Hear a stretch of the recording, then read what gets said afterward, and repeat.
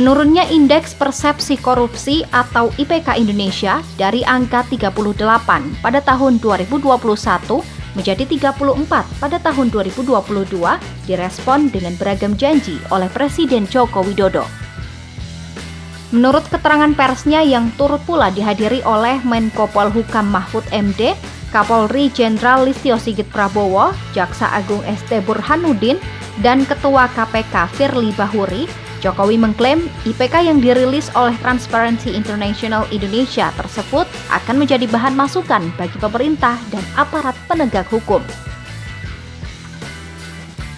Pemerintah mengikuti secara cermat beberapa survei sebagai bahan masukan untuk perbaikan, antara lain Indeks Demokrasi Indonesia, Indeks Persepsi Korupsi, Indeks Negara Hukum, Global Competitiveness Index, dan lain-lainnya.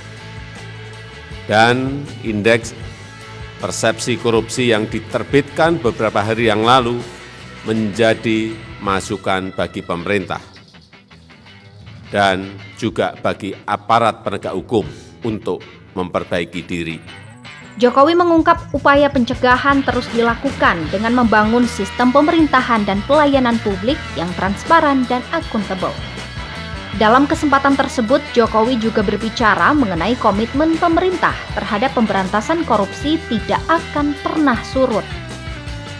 Jokowi berjanji tidak akan pernah memberikan toleransi sedikit pun kepada para pelaku dan tindak pidana korupsi.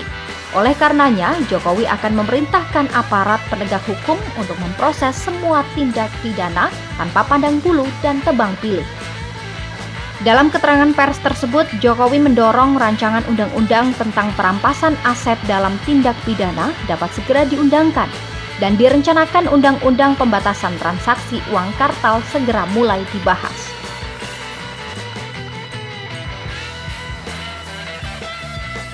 Ditanya mengenai hal apa yang menjadi kesulitan dalam menangkap buronan korupsi, terutamanya kasus korupsi yang menjerat para menteri dan politikus, Jokowi menyerahkan hak jawab kepada Ketua KPK Firly Bahuri. Ya, itu sangat teknis. Saya kira nanti biar KPK yang menjawab. Bahwa ada yang belum ketemu setahun tapi baru 6 bulan ketemu kan juga ada. Tapi ada juga yang memang belum ketemu. Ya kalau memang barangnya ada, ya pasti ditemukan dong. Tapi KPK biar menjawab untuk itu. Menurut Firly, KPK akan mengalami kesulitan untuk menangkap buron korupsi karena banyak buron mengubah identitasnya. Namun KPK memastikan hal tersebut tidak menyurutkan niat KPK untuk tetap dilakukan upaya penangkapan. Dalam kesempatan tersebut, KPK juga menyebut beberapa buron yang hingga saat ini masih terus dicari keberadaannya. Sehingga sekarang masih ada 4 orang lagi.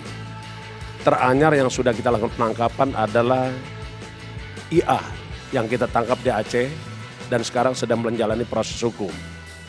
Sementara 4 orang lagi antara lain HM, RHP, PT, dan KK.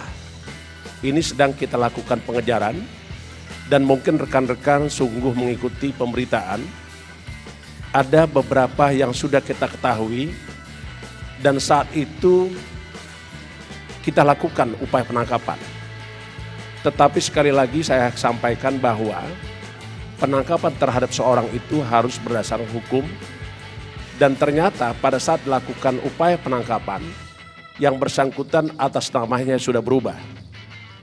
Jadi kalau seawal namanya adalah PT, di saat dilakukan upaya penangkapan, nah yang bersangkutan sudah berubah menjadi TTP.